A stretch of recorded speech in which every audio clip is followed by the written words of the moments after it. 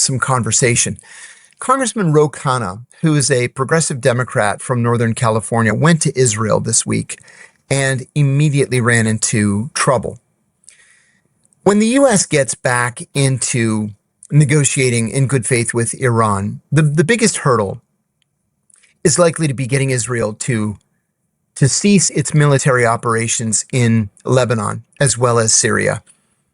There was this major development around that issue that included Khanna. I want to say before I talk about Khanna that Donald Trump has been surprisingly consistent in his opposition to the Israelis continuing military operations in Lebanon and Syria. Trump just doesn't understand why the Israelis are doing it, at least not on the scale at which they're doing it. I've said in podcasts in the past that if the Israelis want to target one single target, let's say there's a Hezbollah leader who lives in some apartment, the Israelis will blow up the entire apartment complex. They'll take out the entire city block, kill hundreds of people if they believe they're going to be able to get this Hezbollah commander. That's a long-standing Israeli policy. It's also a war crime. You can't specifically target civilians, and that's essentially what they do. Well, not only are they doing the same kind of thing in Syria on a smaller scale than what they're doing in Lebanon, but they're doing something else in Syria that runs in conflict with American policy. Now, American policy was to force Bashar al-Assad out of power. That happened. Bashar al-Assad fled to Moscow, and he's living privately, secretly in Moscow with as much as he could steal.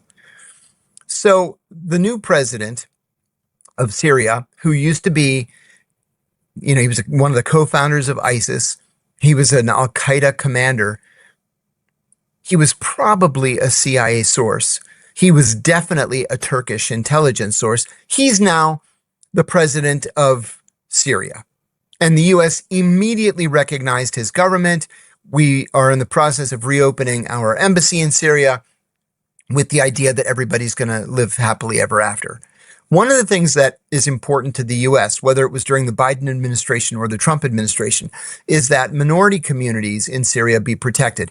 And what that primarily means is Christian communities in Syria. There's a large number of Syrian Orthodox Christians. There's still a small Jewish community, and there's a huge Druze community in southwestern Syria. And the new president, Gilani, has promised to protect them. He has had some problems keeping that promise. But on top of the trouble of just, uprisings across the country and continuing to fight ISIS and to fight other insurgents, he has to worry about the Israelis bombing or the Israelis crossing the border with ground troops. And Donald Trump has repeatedly told the Israelis, stop attacking Syria. And they won't stop attacking Syria, just like they won't stop attacking Lebanon. Now, in Lebanon, of course, there is a real Hezbollah threat to the Israelis. But the Israelis, as is their wont, tend to overreact, and they kill a lot of civilians. Okay, enter Khanna. Khanna, as I said, is a progressive Democratic congressman from Northern California. He went to Israel this past week and ran into some trouble. So let's take a look at his tweet, and then we're going to look at a very short, it's only a 3-second video. He tweeted, Israeli settlers brandishing American-made M4s detained me and other Americans on my trip to Palestine. When the IDF arrived, the Israel Defense Force arrived, they sided with the settlers and continued our detention. They made a huge mistake. You will be hearing more soon. And then he links to a New York Times article about the incident. And here's the video. It's very short. It's only 3 seconds. We've looped it. But you can see the IDF is there and they're doing nothing. He went on to say that when his translator said, these are Americans, they're on a visit sponsored by the American Embassy. It is an official U.S. government visit, and one of the men in the car is a member of Congress. The settlers and the IDF laughed at him. They laughed at him. I'm going to tell you why this is going to be a problem for the Israelis. First of all, most of these settlers are Americans. They're American citizens. They're going to need to be reined in.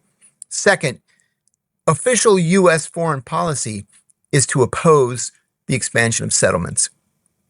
Most presidents are weak in the face of the Israelis and expanding settlements, but official policy is to oppose settlements. But where they really screwed this up is detaining a member of Congress. Khanna has a vote on the budget, like every member of Congress does. And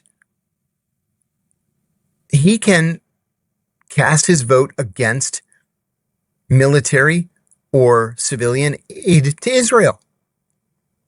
You've probably heard Benjamin Netanyahu in the past couple of days saying he's going to wean Israel off aid from the U.S. Great. We should have cut off that aid decades ago. Israel is a first world country with a robust and advanced economy. It doesn't need welfare from the United States to finance their socialist government, which is really what it is. Everybody gets free everything in Israel. If you are a settler, you get a free house, you get free furniture, you get free utilities, you get everything free. We don't have that in the United States. They have socialized medicine. It's all free. So why are American taxpayer dollars going to support this socialist system in Israel? It's wrong. But Khanna has the ability to affect the budget, to amend the budget, or at least to offer amendments, and essentially to block aid to Israel if he can gather enough concurrent votes.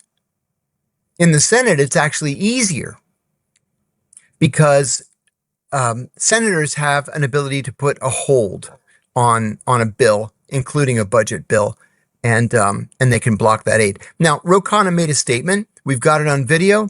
And JB, if we can cut to that. I saw the arrogance in the eyes of those settlers, 21 and 22-year-olds with guns, laughing that they had detained us. The arrogance of those young IDF soldiers that my tax dollars are funding, having no respect for the fact that they were detaining Americans, no respect that there was an American congressperson in that bus, and laughing when our translator told them that there are Americans there and the American embassy is concerned. It is the arrogance of power, of a power that has had no accountability, total impunity, and has created a toxic culture of oppression. So let's talk about that. President Trump told Israeli Prime Minister Netanyahu this past week, on Thursday actually, quote, "They don't want you in Syria. You should redeploy," unquote. As I said, Trump has been very consistent on this position. A senior White House official added that the same was true in Lebanon. We don't want you in Lebanon. It's a constant problem. So here's the problem with that. Israel is going to have national elections in October. And it's hard to imagine Netanyahu agreeing to withdraw before October because it's going to make him look weak. Even if he wanted to withdraw, members of his governing coalition, and they know who they are, Itamar Ben-Gvir and Smotrich, members of this coalition are even more hawkish and farther to the right than Netanyahu is. Some have openly argued that Israel should maintain an indefinite military presence in Syria, in Lebanon, and in the West Bank and Gaza, permanent, with some even advocating for new Jewish settlements, much like those established in the occupied West Bank. Can you imagine Jewish settlements in Syria and Lebanon? Unprecedented. Getting back to Khanna, he's taken some heat on the likes of X, for example, or in the conservative media, saying that this was a stunt, that it was set up. And the reason why this criticism is now coming fast and furious is because Khanna is heavily rumored to be a 2028 Democratic presidential candidate. I'll tell you what it has done. If you look at Kalshi, the predictive app, it has moved Khanna from, number 66 of potential Democratic presidential candidates up into the top 10. It's given him a platform. It's given him a name. And the more that people criticize him and say that he set it up, the more his name is out there, the more he's able to establish this position, his position on Israeli settlements and expansion, and it makes him a serious person. So that is something that bears watching. It's something that we're going to keep our eye on.